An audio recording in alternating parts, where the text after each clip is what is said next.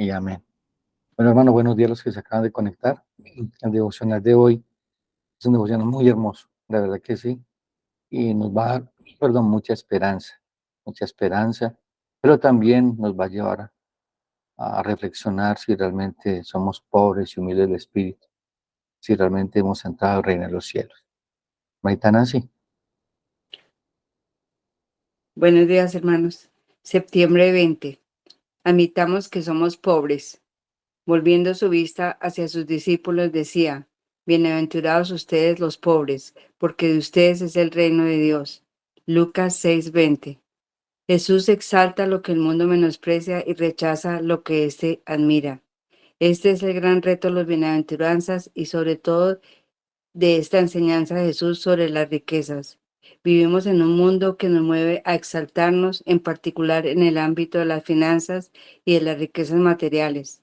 La comodidad es suprema en nuestra cultura y la cultura es el agua en la que todos nadamos.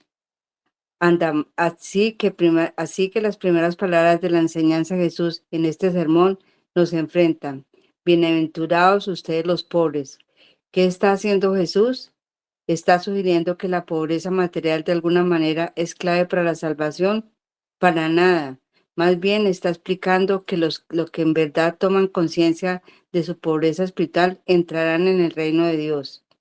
Por supuesto, hay algunos que afirman que la enseñanza de Jesús es que si eres pobre debes estar agradecido porque automáticamente eres parte del reino de los cielos.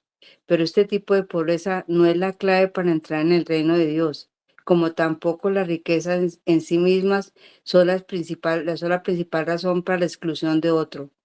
De hecho, tanto los pobres como los ricos son bienvenidos a su reino si se dan cuenta de su necesidad de perdón y si llegan a la fe en Jesús como su Salvador. Si no fuera el caso, entonces una mujer llamada Lidia, que vivía en Filipos como comerciante adinerada, nunca habría abierto sus ojos y su corazón a la verdad del Evangelio.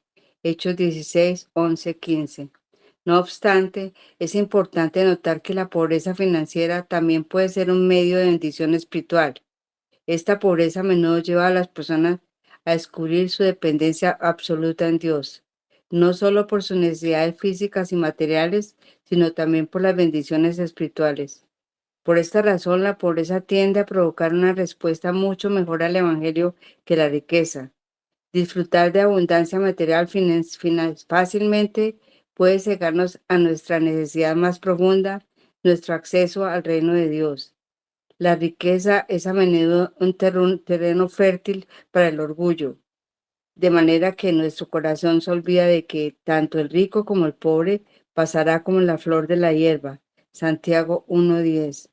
Juan Calvino lo explicó así: solo aquel que es reducido a nada en sí mismo y que descansa en la misericordia de Dios, es pobre en espíritu. La pobreza puede traer consigo pruebas, pero ¿alguna vez te has dado cuenta de que la riqueza también trae consigo las tentaciones del orgullo, de la autoindependencia y la autocomplacencia espiritual? Así que, ¿estamos dispuestos a admitir nuestra pobreza espiritual o estamos decididos, demasiado seguros en nosotros mismos y satisfechos en nuestras riquezas terrenales? Aquí está una manera en la que podemos conocer la verdadera respuesta a estas preguntas. ¿Puede tu corazón resonar con la oración de Agur en Proverbios? No me des pobreza ni riqueza. Proverbios 38. Lucas 6, 20, 36. Amén. Amén. Gracias, hermanita Nancy. Bueno, buenos días por los que se acaban de conectar. Como les decía inicialmente, el devocional de hoy da mucho ánimo, mucha esperanza, pero también nos confronta frente a una realidad. Si realmente hemos entrado al reino de los cielos, si realmente vivimos en el reino de los cielos, si realmente nuestra manera de vivir es de acuerdo a las demandas del Rey del reino de los cielos. Entonces, vamos a empezar. Dice el devocional día de hoy: viendo la multitud, subió al monte, y sentándose vinieron a él sus discípulos, y abriendo su boca les enseñaba diciendo: Bienaventurados los pobres en espíritu, porque de ellos es el reino de los cielos. El Sermón del Monte, para muchos teólogos, y creo que debe ser así, es uno de los sermones, primero que todo, el más largo del Señor Jesucristo. Pero allí está condensada realmente cómo debe vivir un hombre o una mujer que ha venido a Cristo en arrepentimiento y fe. Es las demandas de Dios para los que viven ese reino. Entonces, lo primero que tenemos que tener en mente es que el Señor, nuestro Señor Jesucristo, había sido enviado por Dios a predicar el Evangelio del reino de los cielos. Y este mensaje invitaba al arrepentimiento y demandaba un estilo de vida de acuerdo a lo que Dios había dicho. Es decir, lo primero que Jesús dice, nuestro Señor Jesucristo, y vemos en Mateo 4:17, es: desde entonces comenzó Jesús a predicar y a decir: arrepentidos, porque el reino de los cielos se ha acercado. Entonces la invitación inicial del Evangelio, el mensaje de Dios, era una invitación al arrepentimiento, es decir, un volverse a Dios, es decir, un giro total de su vida. Ya hemos visto que es el arrepentimiento. Hemos visto que el arrepentimiento es un cambio de dirección de vida, un cambio de manera de pensar y por ende un cambio de manera de vivir. Era una invitación que estaba haciendo Cristo. La pregunta es: ¿quiénes eran los que iban a escuchar el mensaje?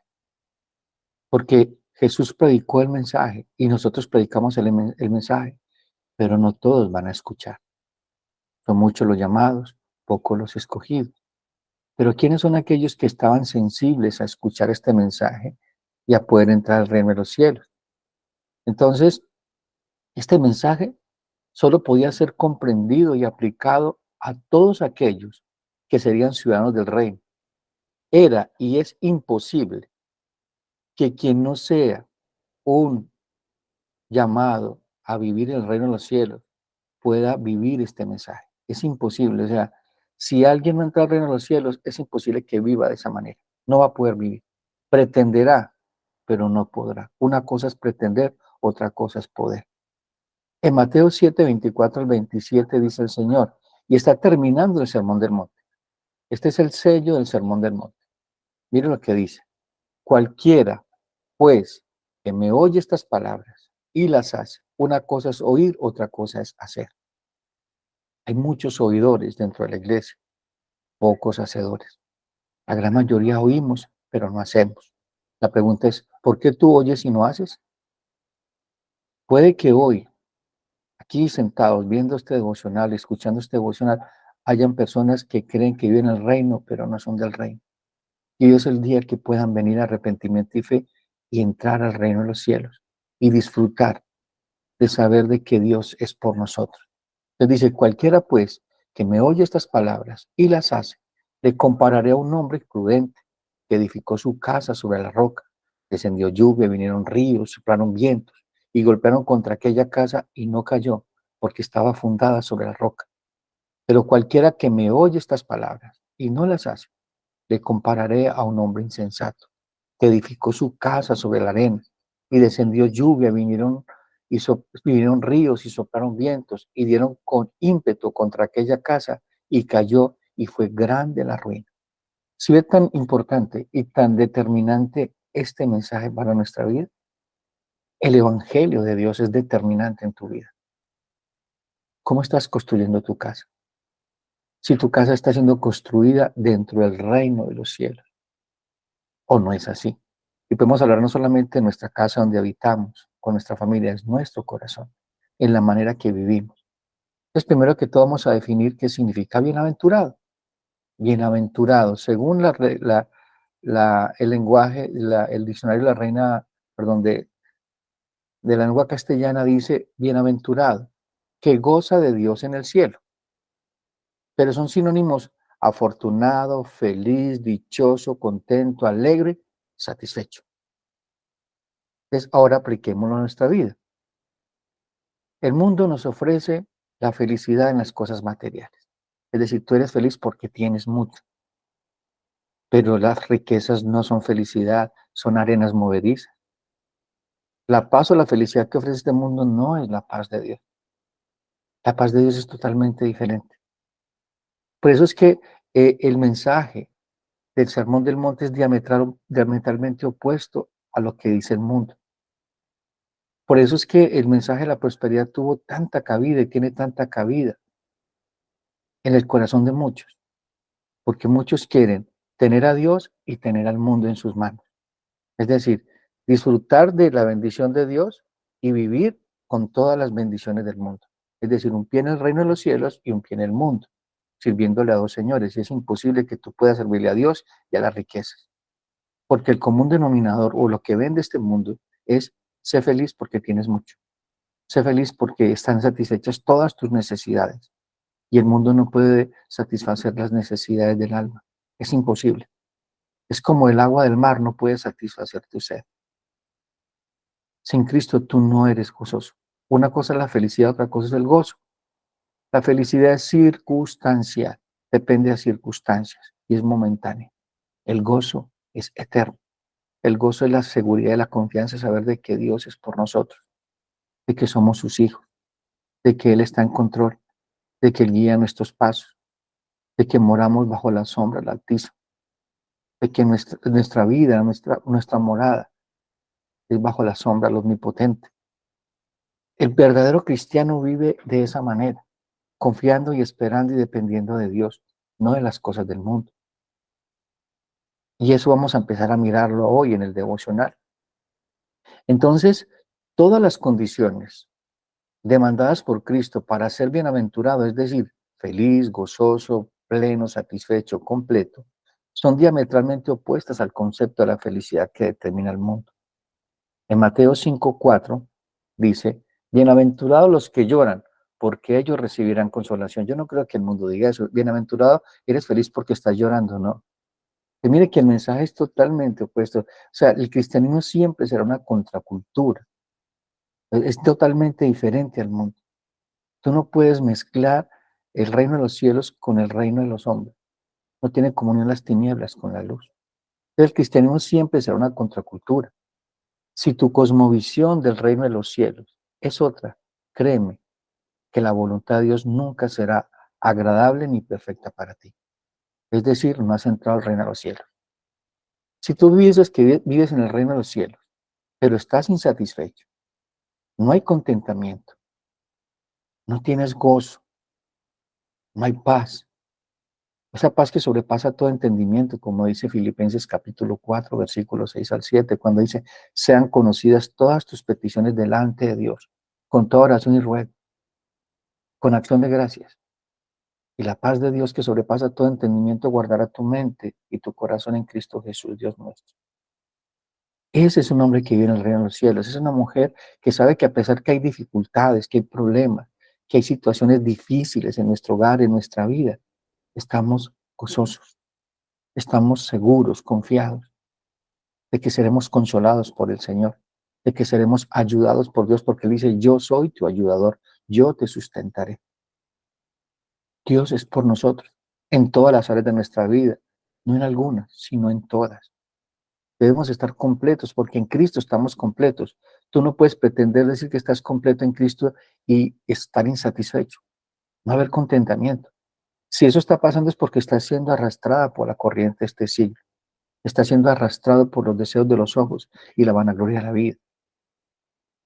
Es decir, que el reino de los cielos no es para ti lo más importante. Por eso es que dice el Señor Jesucristo, dice, buscad primero el reino de los cielos y su justicia, y lo demás será añadido, será puesto por Dios. Pero ¿quiénes son los únicos que buscan el reino de los cielos? Se van a dar cuenta del porqué de las bienaventuranzas. Entonces, el cristianismo siempre será una contracultura. Vuelvo y reitero, si tu cosmovisión del reino de los cielos es otra, la voluntad de Dios nunca será para ti buena, agradable y perfecta. Por eso es que el apóstol Pablo en Romanos capítulo 12, ¿cómo inicia el Romanos capítulo 12? Y para que ustedes sepan, todos los demás capítulos antes del 12 son doctrina, son fundamentos para la vida de un hombre que vive en el reino de los cielos. ¿Por qué entramos al reino de los cielos? ¿Por qué no merecíamos el reino de los cielos? ¿Por qué estábamos ajenos a las promesas de Dios? Entonces nos enseña Romanos capítulo desde el 1 al capítulo 11. Del capítulo 12 en adelante está hablando de cómo se aplica ese evangelio. Lo primero que dice es, así que, hermanos, os ruego por las misericordias de Dios que presentéis vuestros cuerpos en sacrificio vivo, santo, agradable a Dios, que es vuestro culto racional. Está diciendo, tu vida no te pertenece, tu vida le pertenece al Rey. Toma tu vida, tu cuerpo y vive dignamente de acuerdo a las demandas del Rey. Una adoración consciente en qué reino vivimos y quién es el Rey de ese reino. Porque si nosotros vivimos de acuerdo al reino de este mundo, pues obviamente la voluntad de Dios para ti nunca será buena. Y vas a querer buscar deleite y gozo y seguridad en otras cosas que no es Dios. Luego dice el versículo 2, no os conforméis a este siglo, sino transformaos por medio de la renovación de vuestro entendimiento para que comprobéis cuál sea la buena voluntad de Dios, agradable y perfecta. Lo digo, es reiterativo. Si tú no vives en el reino de los cielos, una cosa es ver el reino, otra cosa es entrar. Una cosa es ver y otra cosa es entrar. Una cosa es decir vivo, pero vivir diametralmente opuesto a lo que dice el Señor. Entonces, como creyentes, hay una gran diferencia. Con los religiosos en su intimidad espiritual, los religiosos de la época de Jesús, quiero que pongan muy cuidado en esto, dice, porque los religiosos de la época de Jesús se esforzaban por un cumplimiento externo de la ley y aparentaban con sus vidas que la aprobaban y que Dios estaba sobre ellos. Ellos mostraban que eran buenos, que realmente estaban cumpliendo lo que Dios demandaba. Mucho cristiano vive de esa manera. Pseudo cristiano, porque un verdadero cristiano de esa manera. Un verdadero cristiano no vive de apariencia. Un verdadero cristiano está viviendo de acuerdo a las demandas de Dios, no aparentando, sino siendo. Y esto es importante que entendamos, amados hermanos, de que nosotros no vivimos por apariencias, porque Dios conoce nuestro corazón. Podemos engañar al mundo, podemos engañar a los demás, pero Dios no puede ser burlado. Podemos engañar hasta a nosotros mismos, pensar que vivimos en el reino de los cielos, pero no estamos en el reino de los cielos. Es lo que dice Mateo 7, 21 al 23. Está en ese mismo sermón del monte. Gente que pretende, se autoengaña. Le dice Señor, Señor. Y mira lo que dice el texto, dice, no todo el que me dice Señor, Señor, está en el reino del cielo, sino que el que hace la voluntad de mi Padre que está en los cielos. Y muchos me dirán aquel día, ¿cuál día? El día del Señor, el día que estemos delante de Él, sin ninguna oportunidad de arrepentimiento, sin nada. Dice el Señor, aquel día nunca os conocí, apartados de mí, hacedores de maldad. Y creían que estaban en el reino de los cielos, pero vivían totalmente de espaldas al Rey del reino de los cielos. Entonces, la verdadera piedad no se basa, ¿qué significa piedad? Es vivir la fe. Eso significa piedad, vivir lo que creemos. Dice, la verdadera piedad no se basa en nada externo, sino en realidades internas que nos llevan a ver lo que no, lo que realmente somos, que no hay nada bueno en nosotros, pero sí anhelamos que Dios tenga compasión de nosotros, pues delante de su justicia somos convictos, es decir, somos declarados culpables. Y eso solamente lo puede haber un pobre y humilde espíritu. Pero ¿quiénes son esos? Los que Dios les quita el velo. Porque si Dios no quita ese velo, no podemos ver que estamos desnudos, necesitados de la gracia y la misericordia del Señor. Y eso es lo que hace el Espíritu Santo. Nos convence de justicia, de juicio y de pecado. De ver nuestra realidad, porque la gran mayoría, y esta es la religión del mundo. La religión del mundo la encontramos en Lucas 18. O sea, la religión, o sea, la manera de adorar a Dios de una manera equivocada, de una manera de pretender de que vivimos en el reino. Lucas 18, del 9 al 14, dice, a unos que confiaban en sí mismos, como justos. Dice, aquellos que creen que están bien, que no tienen nada malo, y que lo que malo que tienen son errores. Y mire cómo se justifican. A unos que se confían en sí mismos como justos y menospreciaban a los otros, dijo también esta parábola. Dos hombres subieron al templo a orar. Uno era fariseo y el otro publicano. Mire el énfasis que hace el Señor Jesucristo. Uno que era religioso, uno que se creía que estaba en el cielo, uno que sentía mejor que los demás, uno que creía que estaba bien con Dios, dice, y el otro publicano, es decir, uno que era pecador. Porque cuando se hablaba de publicano o prostituta era casi igual. No tenían la misma escala de valores. quiere decir un despreciable, uno que no era digno ni siquiera de mirarlo, ni tocarlo, ni hablarle, ni siquiera fijar sus ojos en él. Y el fariseo, puesto en pie, oraba consigo mismo de esta manera: Dios, te doy gracias porque no soy como los otros hombres, ladrones, injustos, adúlteros, ni aún como este publicano. Ayuno 2 veces a la semana, doy diezmo de todo lo que gano. Mas el publicano, estando lejos, no quería ni aún alzar los ojos al cielo, sino que se golpeaba el pecho diciendo: Dios, sé propicio a mí, pecador.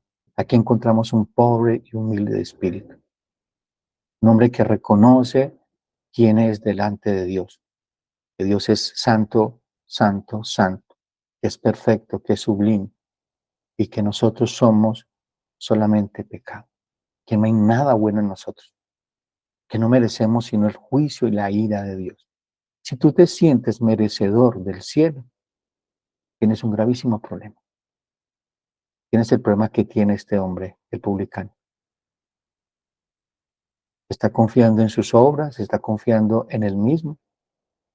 Y dice el Señor, versículo 14, os digo que éste descendió a su casa justificado antes que el otro, porque cualquiera que se enaltece será humillado y el que se humilla será enaltecido.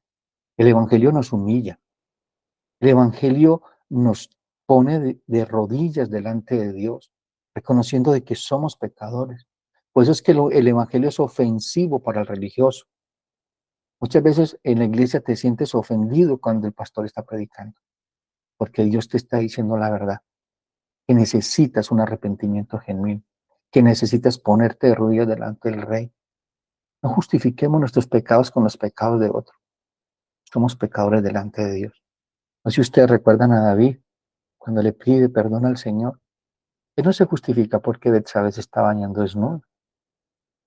David dice: contra ti solo he pecado.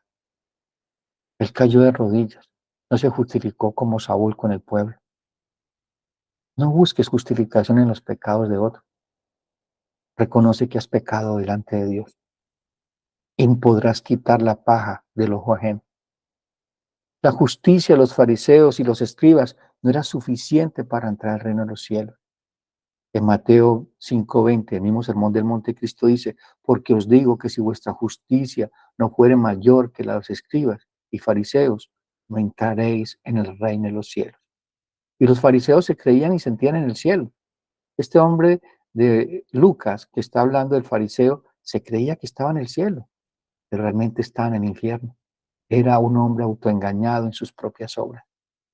Hermano, el hecho de que tú vayas a la iglesia, leas la Biblia, no te pierdas un servicio en la iglesia, una escuela bíblica, un devocional, no te hace ser parte del reino de los cielos. Para poder estar en los cielos tienes que sentirte un pecador convicto, todos los días, agradecidos por lo que Dios ha hecho por nosotros, ocupándonos de la salvación con temor y con temblor, perseverando todos los días, mortificando el pecado, luchando a muerte con ese viejo hombre, con esa vieja mujer. Sabemos que pecaremos, claro que sí. No estoy diciendo de que un hombre que viva en el reino de los cielos no va a pecar. Eso es decir mentiras, porque todos pecamos. La pregunta es: ¿practicas el pecado? ¿Vives anhelando pecar todos los días? ¿No haces nada cuando pecas? ¿No hay dolor en tu corazón? Podemos llegar al punto, amados hermanos, de estar pidiéndole perdón a Dios todos los días, pero sin ningún tipo de dolor. Solamente confesamos como para cumplir una regla y decir: estoy bien porque he pedido perdón a Dios. No, dice la Biblia, no lo digo yo, que todo aquel que confiesa su pecado y se aparta de él alcanzará misericordia. No se trata solamente de confesar, sino de actuar. Dar la buena la batalla de la fe para no volver a cometer ese mismo pecado, para apoyarse en los medios de gracia, para descansar en la gracia del Señor, para no pecar más, no para seguir pecando, porque la gracia abunda. Muchos pueden pensar eso. En estas bienaventuranzas, el Señor tiene un orden bien definido. Nuestro Señor no pronunció el orden en que está al azar o a la suerte o por casualidad. Hay en ellas lo que podríamos llamar una secuencia espiritual lógica, una secuencia espiritual lógica. Dios es un Dios de orden. Dice que primera bienaventuranza debe ser necesariamente ser la primera cual. Bienaventurados los pobres y humildes de espíritu, porque eso nos da la entrada al reino de los cielos. No hay nadie en el reino de Dios que no sea pobre y humilde de espíritu. Es decir, tú estás en el reino de los cielos, no creas que ya lo has alcanzado todo. No. El apóstol Pablo lo mismo lo dice. No es que lo haya alcanzado ya todo. Una cosa hago, ciertamente, no miro más atrás, sino adelante al supremo llamamiento en Cristo Jesús, y a él me aferro. La Biblia dice, mira que el que esté firme, que no caiga. Todos los días necesitamos de la gracia de Dios. Todos los días necesitamos arrepentir. Todos los días necesitamos del poder restaurativo, de la gracia, el poder de Dios. Y eso solamente lo encontramos en Cristo, por medio de su evangelio y la dirección del Espíritu Santo. Esta característica del pobre y humilde de espíritu es fundamental en el cristiano y el ciudadano del reino de los cielos. Y todas las otras características que ustedes ven en el Sermón del Monte son consecuencia de ser pobres y humildes de espíritu. Son el resultado de un hombre que ha venido a Cristo en arrepentimiento y fe. Entonces, mire la característica. Solamente es feliz o bienaventurado o gozoso completo aquel que se reconoce y que ve sus miserias, porque tendrá a Dios de su parte, porque los ojos de Dios se han fijado en él o en ella, porque el que no es así es un hombre soberbio, orgulloso y altivo, aunque cree que está en el reino de los cielos. Y hay dos aspectos del Evangelio, mis amados hermanos, no lo perdamos de vista. Hay un derribar y hay un levantar. Recordemos las palabras de Simeón, un hombre piadoso que estaba esperando ver al Hijo del Rey, al reino de los cielos. Lo encontramos en Mateo 2:34, dice, y los bendijo Simeón y dijo a su madre María, he aquí, este está puesto para caída y para levantamiento de muchos en Israel, para señal que será contradicha. Hermanos, el Evangelio del reino de los cielos nos invita a morir. Mira lo que dice el Evangelio, todo aquel que quiere ser mi discípulo, niéguese a sí mismo, tome su cruz y sígame. Es seguir a Cristo a la cruz, porque con Él juntamente seremos crucificados, pero también con Él juntamente seremos resucitados, si hemos puesto toda nuestra confianza en Él, solamente en Él.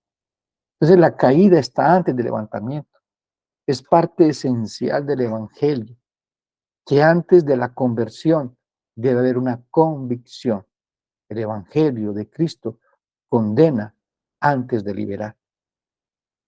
La mala noticia es esa, que somos pecadores, merecedores del infierno, sin nada que ofrecerle a Dios. No tenemos nada que ofrecerle. Pero Dios sí nos ofrece todo, a su Hijo. Él nos persigue con su justicia, no para condenarnos, sino para salvarnos. Eso es el Evangelio. El Señor nos enseña que la primera condición para ser felices es ser pobres y humildes de espíritu, pues solo para ellos es el Evangelio, es decir, la salvación. Si tú te sientes merecedor del cielo, tienes un problema. No, nosotros merecemos el infierno. Y solo por la misericordia de Dios es que Él nos ha salvado. Por eso es que somos deudores de la gracia.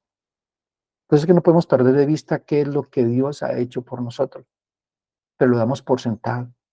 Por eso es que la salvación de nosotros, o sea, la salvación que Dios nos ha dado, no es cosa como ligera. No es nada comparado con el mundo, y el mundo nos eclipsa y somos arrastrados por la corriente de este siglo. Las enseñanzas que Jesús nos da en el Sermón del Monte condenan cualquier idea como algo que ustedes y yo podamos hacer por nosotros mismos, algo que ustedes y yo podamos llevar a cabo. Nosotros no podemos, primero que todo porque estamos muertos en delitos y pecados. No hay nada bueno en nosotros. No hay nada bueno en nosotros. No es que tengamos algunas cosas buenas, o que estemos moribundos, o que solamente estemos enfermos. No, necesitamos nacer de nuevo, ser resucitados porque estamos muertos en delitos y pecados. Me encanta algo que dice Martin Lloyd-Jones, un pastor presbiteriano que ya no está con nosotros, está en la presencia del Señor. Él dice acerca del Sermón del Monte: hay una montaña que tiene que escalar, a cuya cima tiene que ascender. Y lo primero que tiene que tener en cuenta al contemplar esa montaña es que se les dice que escalen, Y es que no pueden conseguirlo, que son completamente incapaces de ello por sí mismos, y que cualquier intento de conseguirlo con sus propias fuerzas es una prueba positiva de que no lo entendieron. Dios pone delante de nosotros su reino y muestra la grandeza de su reino, pero no tenemos nada como entrar a ese reino. Solamente Cristo, porque Él es la puerta del reino y Él es el Señor de ese reino y nos ha llamado a ser parte de su reino. Es más grande que cualquier reino de hombres. Vivamos en ese reino, en la plenitud de Cristo, sabiendo de que Dios es por nosotros, que Él está en control, que Él guía nuestros pasos, que Él nos cuida, que Él nos sostiene, nos sustenta, que aunque caemos, el Señor siempre está allí para levantarnos. La pobreza que se refiere aquí va más allá de alguien que es pobre, porque es que hay gente pobre que puede salir a buscar alimento, ¿cierto que sí? Va y pide y le dan y recibe ayuda. No, aquí la figura, es decir, alguien que si no va alguien a darle alimento, se morirá de hambre. Es decir, totalmente paralítico, sin poder moverse o hacer algo por él mismo. Eso somos nosotros. Estamos en el piso tirados y el Señor vino por ti, porque no podíamos ir a Él. Él vino a buscar lo que se había perdido. Nosotros no lo buscamos a Él, Él nos busca a nosotros. Nosotros no lo amamos a Él primero, Él nos amó a nosotros primero. Por eso es que tú amas a Dios. Por eso es que tú amas a Cristo, porque el amor de Dios ha sido derramado en tu corazón. Esa es la misma palabra que usa el Señor Jesucristo en la parábola de Lázaro y el rico. ¿Recuerdan de Lázaro y el rico? Esa es la palabra que está hablando del hombre que no podía comer de la mesa. De Lucas 16, 19 al 21 dice, había un hombre rico que se vestía de púrpura y de lino fino y hacía cada día banquetes con esplendidez. Había también un mendigo llamado Lázaro que estaba echado a la puerta de aquel, lleno de llagas, y ansiaba saciarse de las migajas que caían de la mesa del rico, y aún los perros venían y lamían sus llagas. Este éramos nosotros. Si tú te identificas con Lázaro, ese éramos nosotros, llenos de llagas, tirados en el piso, vueltos nada por el pecado. Y queríamos ver a Dios obrando en nuestra vida, perdonando nuestros pecados. No sé si ustedes recuerdan la historia del paralítico y los amigos. Él no podía por sí mismo ir ante Cristo, sus amigos lo llevan donde Cristo y desentejan el techo y bajan al hombre. ¿Qué es lo primero que Jesús le dice a este hombre? La necesidad más urgente de él no era levantarse del piso donde estaba, dejar de ser paralítico. Cristo le dice, viendo la fe de ellos, le dice, tus pecados te son perdonados. Lo más urgente que tú tienes no son las deudas, no son las cosas materiales, no son nada externo. El problema más urgente que tenemos nosotros es el alma, la deuda impagable que teníamos con Dios. Entonces, ¿por qué te abates, oh alma mía, te turba dentro de mí? Si el problema más urgente que tú tenías ya ha sido solucionado, lo demás es añadidura. Regocijémonos en el Señor siempre, sabiendo que Dios es por nosotros, de que Él provee todos los días el pan nuestro de cada día, de que las situaciones que vivimos a diario están en sus manos. En sus manos estamos seguros. Ser pobre en espíritu se trata de que Dios nos conceda una actitud adecuada hacia nosotros mismos y hacia Él. Por eso es que eso cuando dicen es que usted no se quiere a sí mismo, no. Eso fue lo que Satanás puso en el corazón de Pedro. Cuando Jesús le dije, yo tengo que ir a Jerusalén, voy a ser golpeado, azotado y me van a matar allá en Jerusalén. ¿Y qué le dice Pedro? No tienes cuidado de ti mismo, no te amas a ti mismo. ¿Y qué le dice Jesús? Apártate de mí, Satanás, porque no pone los ojos en mi reino, sino en el reino de este mundo. Y ahí es donde él predica y enseña, dice, todo aquel que quiere ser mi discípulo, níguese a sí mismo, tome su cruz y sígame. También dice, todo el que ama este mundo no podrá entrar en los cielos. El que pierda su vida por causa de mí la salvará. Entonces, ser pueblo se trata de conceder, de entender, de que cómo estamos delante de Dios, que somos pecadores, que no merecemos nada bueno de Dios para poder ver la grandeza de su gracia.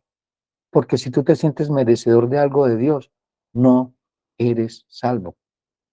Tú no puedes impresionar a Dios con tus buenas obras.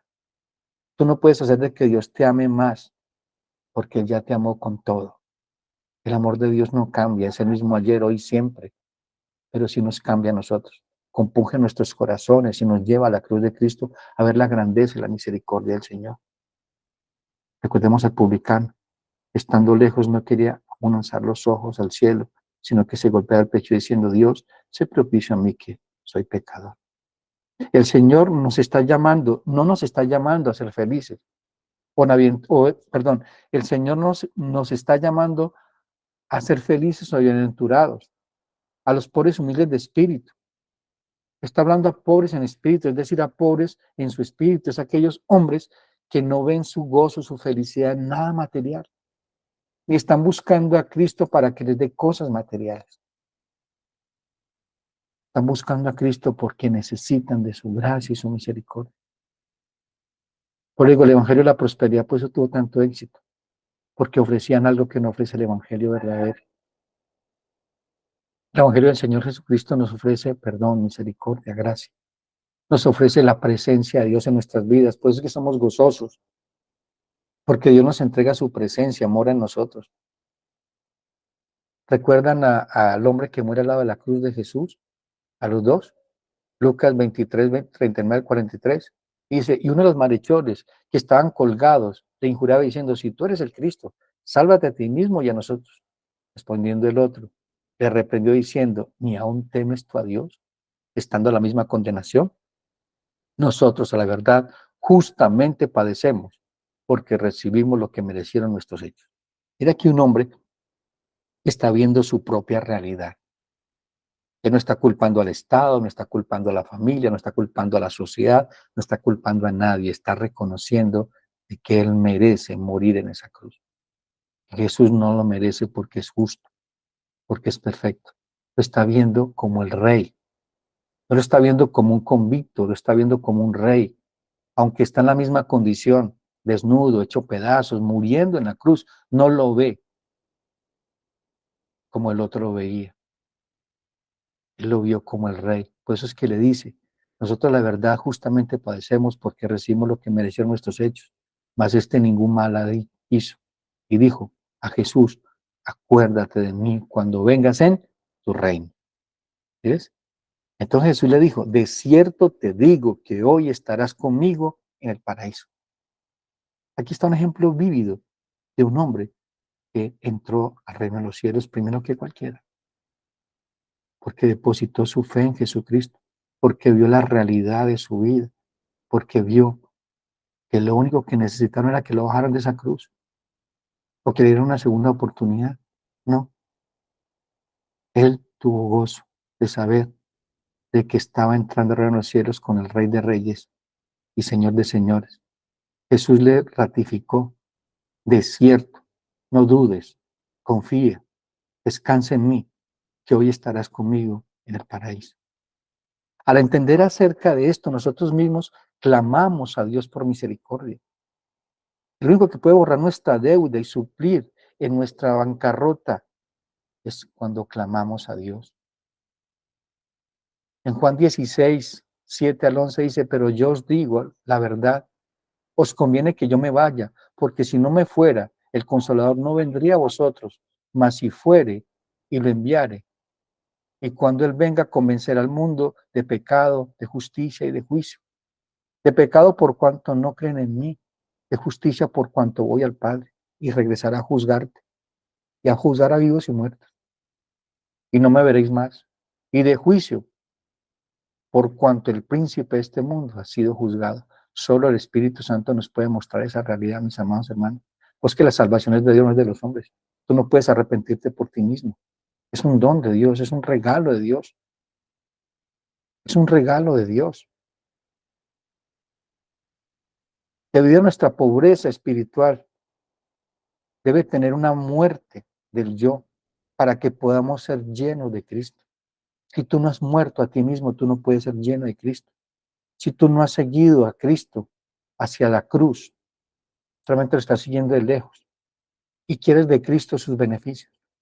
La gran mayoría de nosotros quiere el beneficio de Cristo, es decir, sus dádivas, no su perdón, no su misericordia. Y eso es lo que le decía Jesús a Pedro. en Lucas 16, 22 al 26, que les dije ahora. Entonces Pedro, tomando la parte, comenzó a reconvenirle diciendo, Señor, ten compasión de ti. En ninguna manera esto te acontezca. Pero él volviéndose dijo a Pedro, quítate delante de mí, Satanás, me eres tropiezo, porque no pones la mira en las cosas de Dios, sino en las de los hombres. ¿Sí ve? Me estaba poniendo los ojos en el reino de los cielos, en el rey, sino el reino de este mundo. Entonces Jesús dijo a sus discípulos, si alguno quiere venir en pos de mí, niegues a sí mismo, tome su cruz y sígame. Porque todo aquel que quiera salvar su vida la perderá, y todo aquel que pierda su vida por causa de mí la hallará. Porque ¿qué aprovechará el hombre si ganare todo el mundo y perdiere su alma? ¿O qué recompensa dará al hombre por su alma? ¿Ustedes creen que el hombre más rico de la tierra pueda tener cómo pagar su salvación? No, que nosotros nos la dieron por gracia. No nos valoremos una salvación, o sea, ocupémonos de ella con temor y con temblor. No la tomemos en poco, mis amados hermanos, porque tuvo un precio muy alto la sangre de nuestro Señor Jesucristo. Fue la sangre del Cordero. Pero el espíritu de esta época nos dice que debemos creer en nosotros mismos. Nos encanta la independencia, la autosuficiencia, la autoconfianza y demás. Las verdades contraculturales de las bienaventuranzas dice, saca el yo para que Dios pueda entrar.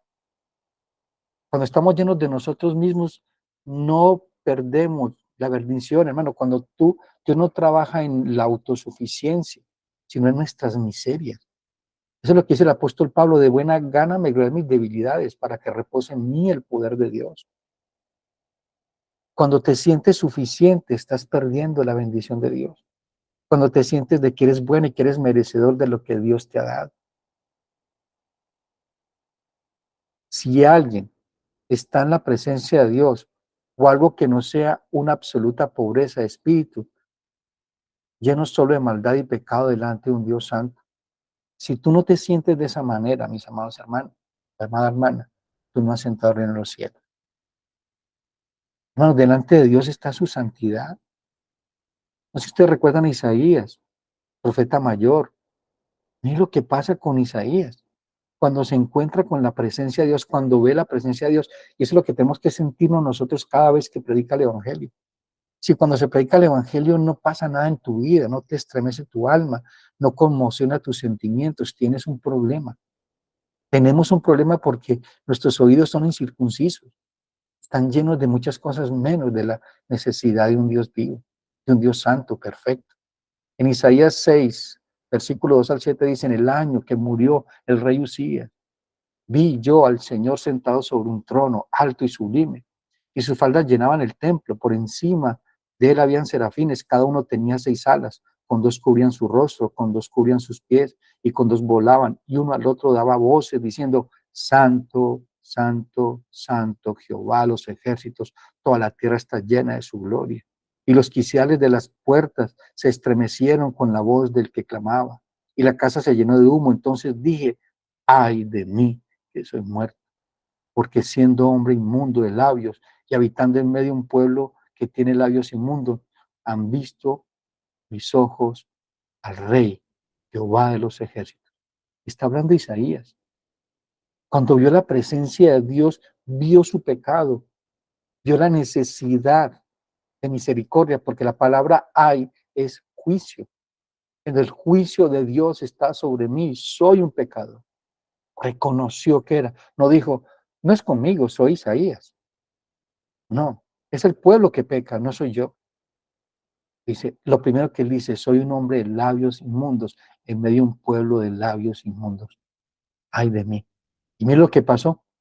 Y voló hacia mí uno de los serafines, teniendo en su mano un carbón encendido, tomando del altar con unas tenazas y tocando sobre mi boca, dijo, he aquí, esto tocó tus labios, es quitada tu culpa y limpio tu pecado.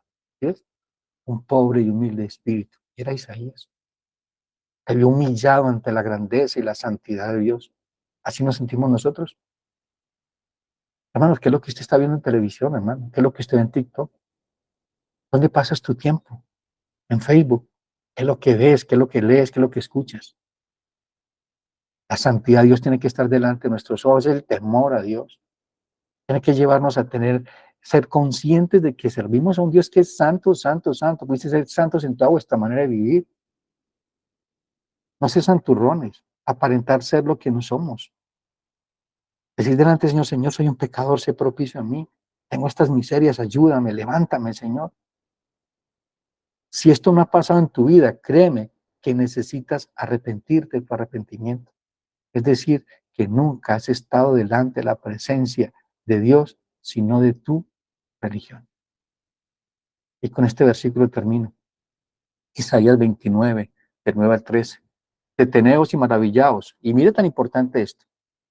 Dice el Señor, deteneos y maravillaos, ofuscaos y cegaos, embriagaos y no de vino, temblad y no de sidra, porque Jehová derramó sobre vosotros espíritu de sueño, y cerró los ojos de vuestros profetas, y puso velos sobre las cabezas de vuestros videntes, y os será toda visión como palabra del libro sellado, el cual, si diere al que sabe leer y le dijeren, lee ahora esto, él dirá, no puedo, porque está sellado. Y si dieres el libro al que no sabe leer, diciéndole, lee ahora esto, y él dirá, no sé leer. Dice pues el Señor, porque este pueblo se acerca a mí con boca y con sus labios me honra, pero su corazón está lejos de mí. Y su temor de mí no es más que un mandamiento del hombre que le ha sido enseñado. Eso pasa cuando un hombre solamente adora a Dios con sus labios, que cree que conoce al Señor, que aunque lee la Biblia, no la vive porque está ciego, porque realmente cree que es, pero no es. Un pobre y humilde espíritu es aquel que reconoce su total miseria y no puede esperar nada de sí mismo, solo maldad. Es lo que hay en nuestro corazón, si Dios no interviene. Y dice Mateo 7, 21 al 25. Perdón, en Romanos capítulo 7, 21 al 25. Aquí ve un hombre pobre y humilde espíritu luchando.